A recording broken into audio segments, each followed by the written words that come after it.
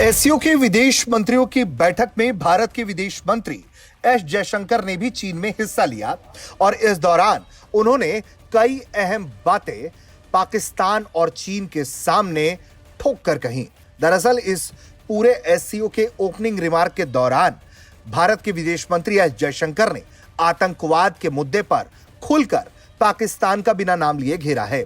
उन्होंने कहा है कि आतंकवाद के खिलाफ भारत की प्रतिबद्धता पूरी तरह से दृढ़ है और एससीओ के मूल उद्देश्यों को भारत हमेशा ही रेखांकित करता आया है।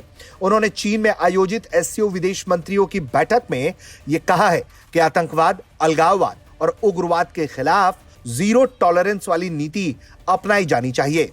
उन्होंने हाल ही में पाकिस्तान के द्वारा जम्मू कश्मीर के पहलगाम में कराए गए आतंकी हमले का भी जिक्र किया और उन्होंने कहा कि इस तरह से जानबूझकर हमला किया गया जिसका मकसद क्षेत्र की पर्यटन अर्थव्यवस्था को नुकसान पहुंचाना और देश के अंदर धार्मिक विभाजन पैदा कराना था। जयशंकर ने यह भी कहा है कि संयुक्त राष्ट्र सुरक्षा परिषद ने इस हमले की कड़े शब्दों में निंदा की और दोषियों को न्याय के कटघरे में लाने की आवश्यकता पर जोर दिया है। भारत ने ठोस कदम उठाए हैं और आगे भी ऐसा करता रहेगा, ये भारत के विदेश मंत्री एस जयशंकर ने चीन, पाकिस्तान और तमाम एससीओ देशों के सामने कही है।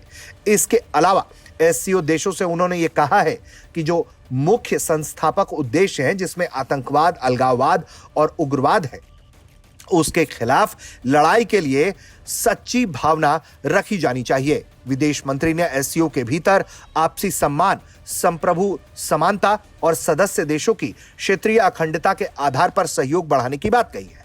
जाहिर तौर पर उन्होंने ये बात चाइना जैसे देश के लिए कही है जो लगातार दूसरे देशों की जमीन पर नजरें गड़ाए रखता है और गलत नीति के जरिए लगातार अपना विस्तार करना चाहता है।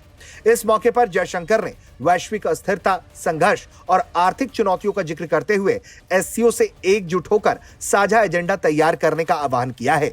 जयशंकर ने अफगानिस्तान के लिए विकास सहायता बढ़ाने की आवश्यकता पर भी जोर दिया और यह भी कहा कि भारत इस दिशा में सक्रिय रूप से योगदान लगातार देता रहा है। भारत का कहना है कि एससीओ देशों के बीच व्यापार, निवेश और कनेक्टिविटी को बढ़ावा देने के लिए international north south transport corridor को प्रोत्साहन दी जानी चाहिए।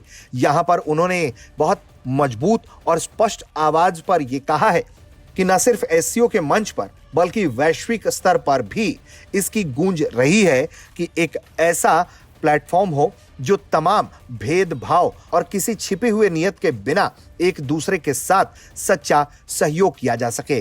चाइना के बीआरआई के खिलाफ लगातार भारत आवाज उठाता रहा है क्योंकि चाइना का BRI project Pakistan occupied Kashmir से होकर गुजरता है।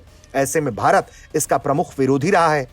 और इतना ही नहीं, जिस तरह से भारत के खिलाफ चाइना ने पाकिस्तान को हाल के संघर्ष में समर्थन दिया और एक तरह से भारत पर हुए आतंकी हमले को लेकर मौन साधे रखा, उसने कई तरह के सवाल चीनी नीयत पर वैसे ही खड़े कर दिए हैं। ऐसे में बार बार भारत आतंकवाद के खिलाफ सच्ची प्रतिबद्धता से काम करने के लिए एससीओ देशों को आह्वान दे रहा है ताकि सभी मिलकर आतंकवाद के खिलाफ लड़ाई लड़ पाएं और क्षेत्र में स्थिरता बनाने के लिए काम किया जा सके।